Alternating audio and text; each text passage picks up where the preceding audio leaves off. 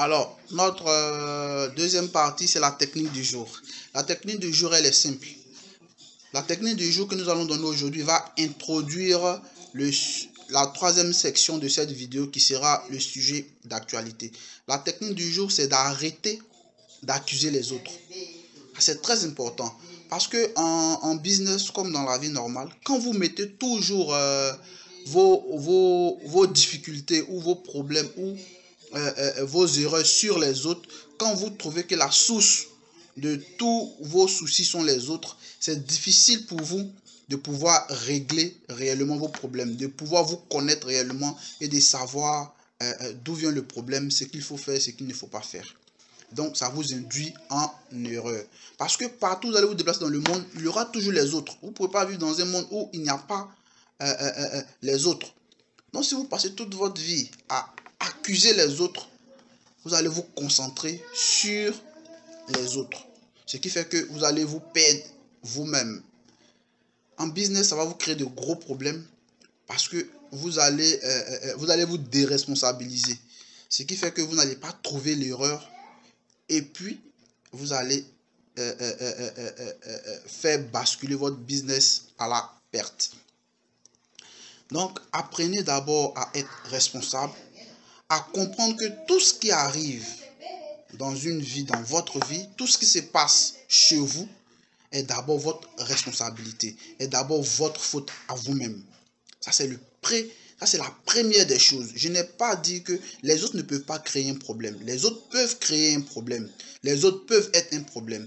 Mais la première des choses, c'est d'abord vous-même. Vous-même. Quelle a été votre erreur? Quelles a été vos failles? Quel a été le problème à votre niveau pour que ça arrive? Quand vous trouvez ça, vous le réglez avant de regarder si ça vient de l'extérieur. Quand vous avez fini de vous regarder, de régler à l'interne vous-même, vous pouvez regarder vers l'extérieur. Là, vous solidifiez déjà l'interne. Vous avez plus de force à affronter l'extérieur, c'est-à-dire l'autre. Donc, c'est un peu une technique. C'est-à-dire, si, par exemple, votre entreprise ne fait pas de chiffre d'affaires, votre entreprise est en difficulté, si vous vous concentrez sur les concurrents, oui, c'est les concurrents qui me mettent les bâtons dans les roues, c'est les concurrents qui me font ci, c'est les concurrents qui me font ça, ça ne va pas changer votre situation. Bien au contraire, l'entreprise va continuer de couler jusqu'à ce qu'elle disparaisse. Mais si vous mettez dans la position de l'entreprise qui se dit, mais qu'est-ce qui ne va pas chez nous? Pourquoi on n'arrive pas à faire un chiffre d'affaires? Pourquoi on n'arrive pas à vraiment décoller? Pourquoi ça ne marche plus? Qu'est-ce qui ne va pas? Qu'est-ce qu'on fait mal? Est-ce qu'on ne peut pas envoyer des sondages à nos clients, nos anciens clients, des gens qui consomment nos produits pour voir qu'est-ce qui se passe, où ils sont allés? Peut-être que le marché a changé, on n'est pas au courant. Et à travers vos clients, vous allez savoir. Parce que s'il y a quelqu'un qui fait un autre prix là-bas bas, s'il y a une autre qualité là-bas, c'est le client qui va vous dire, oui, mais moi, je ne viens plus chez vous parce que l'autre fait ci, l'autre fait ça. Ou bien, je ne viens plus chez vous parce que voilà. Donc, c'est comme ça. C'est quand vous allez trouver cette faille-là que vous allez la régler. Et après ça, quand vous avez fini de régler la faille interne, vous avez fini, vous allez regarder maintenant qu'est-ce que font les autres qui nous vraiment fatiguent ou qui nous empêchent. Même en réglant la faille interne, ça va régler la faille externe, simplement. Donc, c'était ça, je voulais dire. Je ne vais pas être trop long là-dessus. Mais d'abord, il faut commencer le travail sur soi-même. Il faut commencer le travail sur l'interne. Parce que tous les problèmes qui nous arrivent, nous sommes les premiers responsables d'abord. Nous sommes la première personne qui crée le souci d'abord, avant que les autres peut-être profitent de cette faille-là. Ou peut-être que les autres, sans s'en rendre compte, vous créent ce problème-là. Donc, la leçon du jour d'aujourd'hui à retenir dans cette technique-là, c'est de vous concentrer sur vous-même et de vous tenir le premier responsable de tout ce qui vous arrive et de régler tous vos problèmes internes par vous-même avant de regarder l'extérieur, avant d'accuser les autres, avant de porter la pierre aux autres.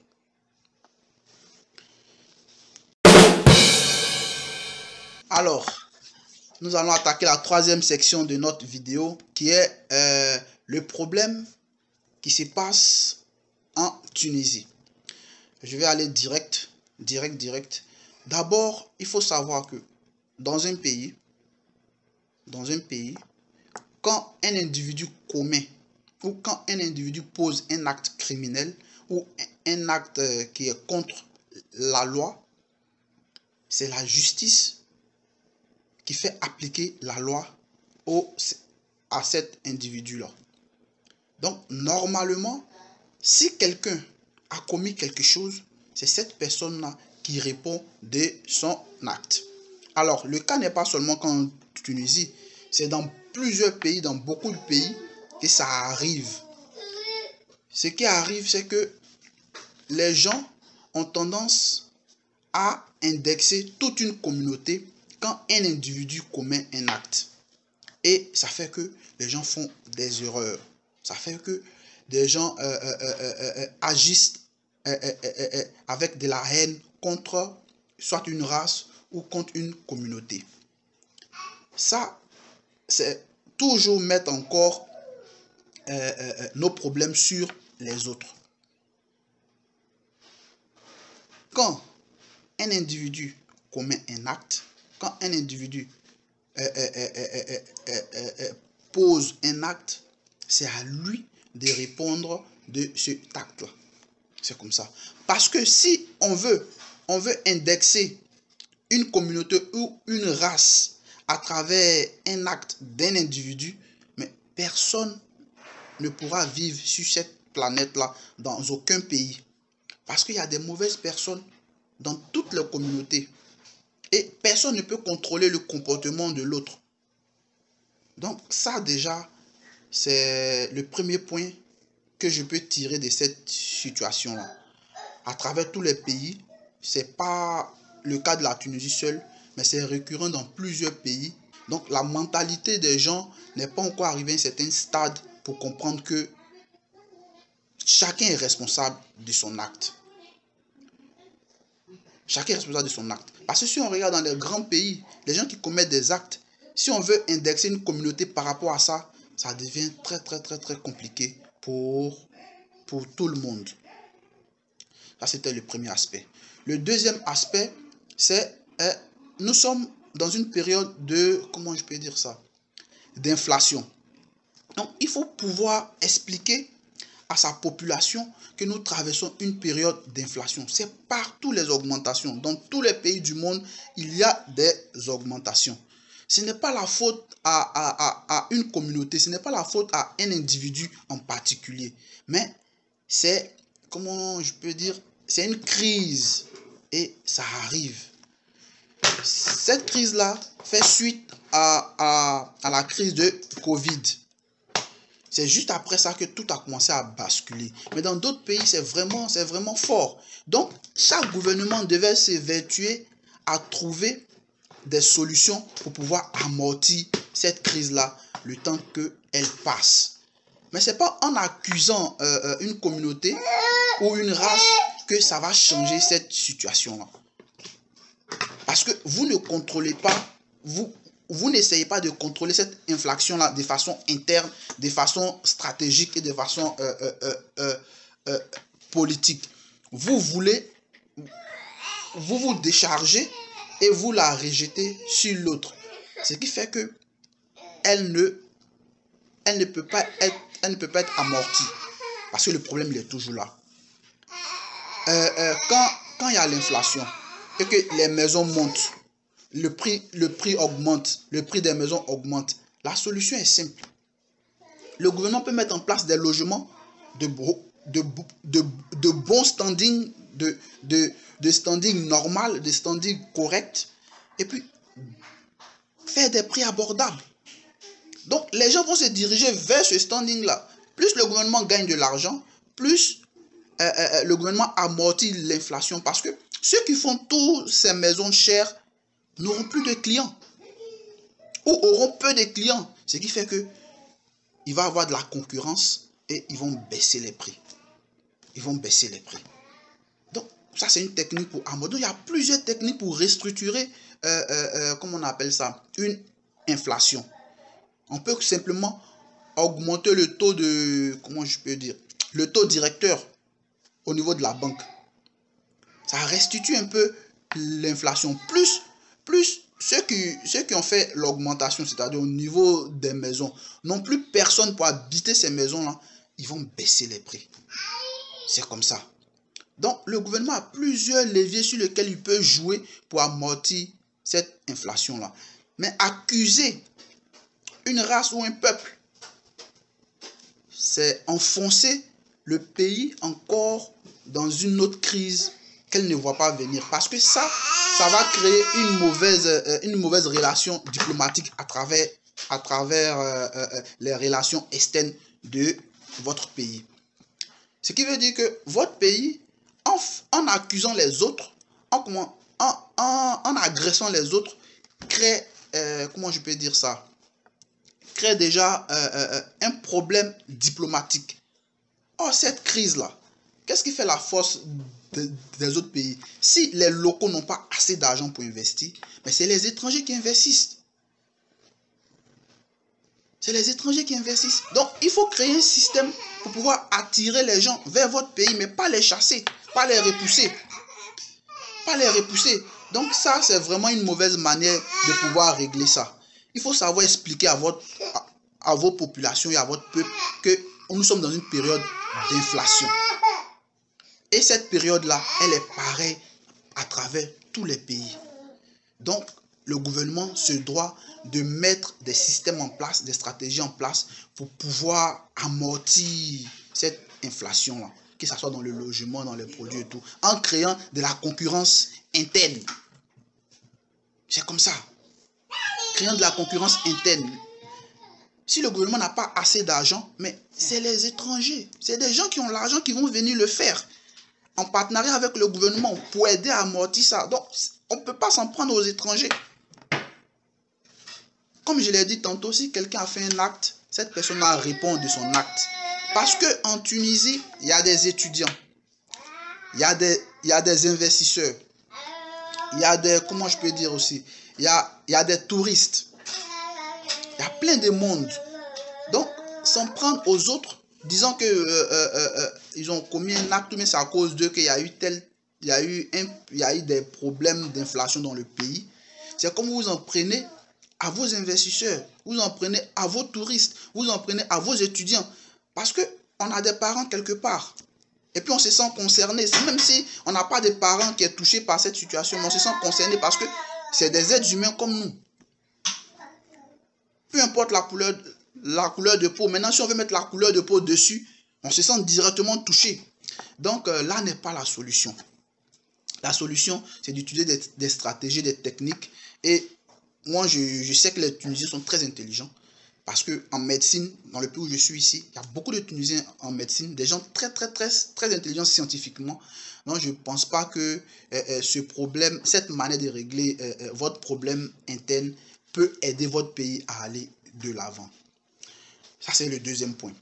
Le troisième point, c'est que on parle de immigrants illégaux, clandestins. Moi, je n'encourage pas ça. Je n'ai jamais été dans ce cas-là, donc je ne l'encourage pas. Mais on peut se trouver dans une situation illégale à tout moment. Ça peut arriver à n'importe qui. Dans n'importe quel pays, ça peut arriver. Donc le plus important, c'est de sensibiliser les gens à être légal.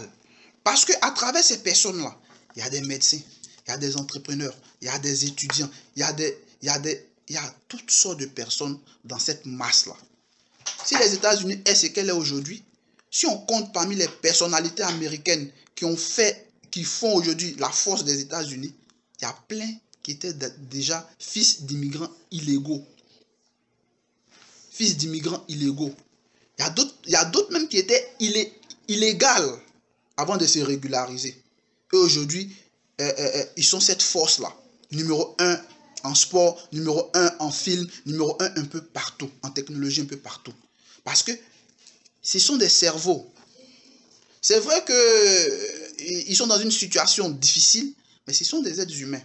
Donc, je n'encourage pas ça, mais c'est des gens qu'il faut aider, qu'il faut recadrer. En général, ils sont en transit. Ils sont en transit. Donc, Si votre pays est attrayant, si votre pays est bien fait, mais ça peut décourager d'autres et puis rester là. Au lieu de partir, mais ce que je vais chercher là-bas, je peux l'avoir ici, ben je reste là. C'est comme ça. Donc, cette histoire de clandestinité, d'illégaux, aucun pays n'accepte que des gens rentrent de façon illégale. Mais il faut trouver des structurations pour empêcher que les gens rentrent illégalement. Mais ceux qui parviennent à rentrer illégalement, il faut les sensibiliser à se régulariser. Il faut les sensibiliser à se régulariser. Et c'est ce que font tous les grands pays. Et parmi ceux qu'on sensibilise à se régulariser, il y a d'autres qui ont des situations qu'on ne peut pas gérer. Et on les retourne carrément dans leur pays. C'est pas mauvais. C'est pas mauvais. Les États-Unis, ils avaient pris une décision, je ne sais pas si c'est en 2018 ou en 2019, pour que tous ceux qui étaient illégaux essaient de rentrer chez eux. Mais ce n'était pas fait exprès. Et ce n'était pas fait pour rien. Parce qu'il y a des gens, ils sont illégaux pendant 10 ans, pendant 20 ans. Ça, c'est pas correct. Ça, c'est pas correct. Parce que normalement, tu as eu le temps de te régulariser. Mais il faut sensibiliser les gens. Et puis, il faut dire aux gens, parce qu'il y a aussi la peur. Le gars, il est déjà illégal. Il a peur. Or, dans certains pays, comme en Europe, même quand tu es illégal, il y a des structurations, comme au Canada, comme aux États-Unis, il y a des structurations, il y a des lois, il y a des, comment je peux dire ça? Il y a des structures qui sont faites pour vous accompagner à vous régulariser. Et puis, vous insérer dans la société. C'est comme ça qu'on règle ces problèmes-là. Vous comprenez?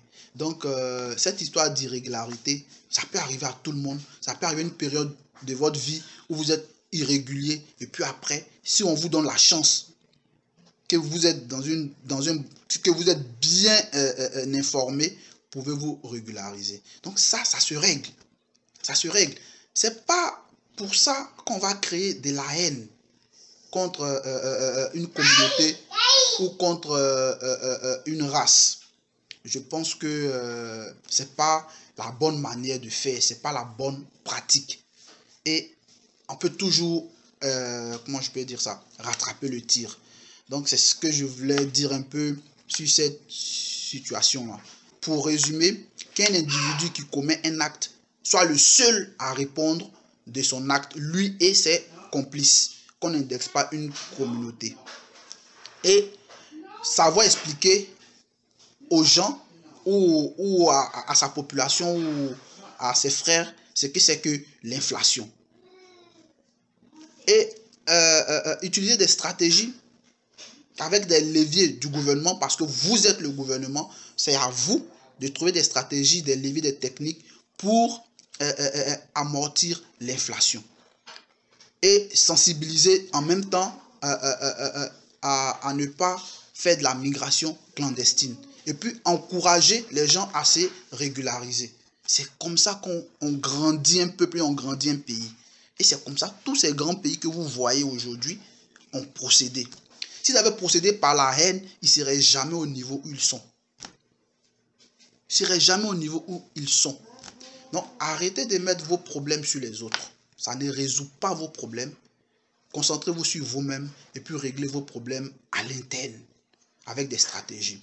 Si une communauté, c'est-à-dire si les actes criminels ou les actes condamnables par la loi se répètent par une même communauté, mais il y a des techniques diplomatiques pour pouvoir sanctionner cette communauté-là, pour pouvoir les empêcher de rentrer chez vous, ou pour pouvoir rendre plus difficile ou plus, comment je peux dire ça, plus exigeant l'entrée de cette communauté-là sur votre territoire, où il y a des manières de tamiser l'entrée de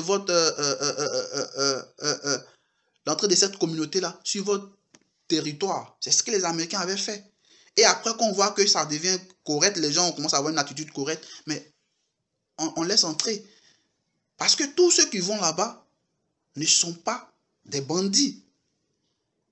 Et puis ils viennent à votre avantage. Pourquoi ne pas savoir les utiliser? Pourquoi ne pas savoir les utiliser? Donc, je pense que la manière dont vous avez procédé n'est pas la bonne. Parce qu'elle peut ternir votre image, votre réputation. et vos relations diplomatiques. J'ai cité plusieurs techniques, plusieurs petites techniques, plusieurs manières de pouvoir régler ce genre de choses-là. Et que vivent en paix chez vous, vos frères étrangers et vous-même. Et que la paix règne dans votre pays. Et puis que les relations externes et internes soient au beau fixe. Je ne peux que souhaiter la paix et puis la tolérance. Parce que après tout ça, nous tous on se déplace. Nous tous on a besoin de l'un et de l'autre. Vous comprenez? J'entends dire reste chez toi, restez chez vous. Mais regardez, il y a eu le confinement. Chacun était obligé de rester chez lui à la maison. Mais juste un mois, les gens n'ont pas supporté. Pour dire que l'humanité a besoin de mobilité. Et c'est ce qui crée la vie. Les gens ont besoin de se déplacer. Pourquoi certains peuples ne sortent pas beaucoup comme les Américains? Il y a 51 États. Ils peuvent se déplacer. C'est comme ça. Donc, on a besoin de ça pour créer un tout, pour faire circuler l'économie, pour que vivent les êtres humains. Et plus vous faites circuler votre économie, plus vous vous déplacez, plus vous grandissez. Songez à ça. Donc, je pense que la solution, ce n'est pas la haine contre l'autre, ce n'est pas la violence contre l'autre. La solution, c'est de s'asseoir, de réfléchir sur soi-même et puis de trouver des techniques et puis travailler ensemble. Ne pas ternir nos relations diplomatiques et extérieures parce qu'elles sont très, très, très importantes dans le développement du pays, dans l'épanouissement de chaque population. Alors, c'était mon mot à dire sur ce sujet. Paix à vous et paix chez vous. Merci. Ciao.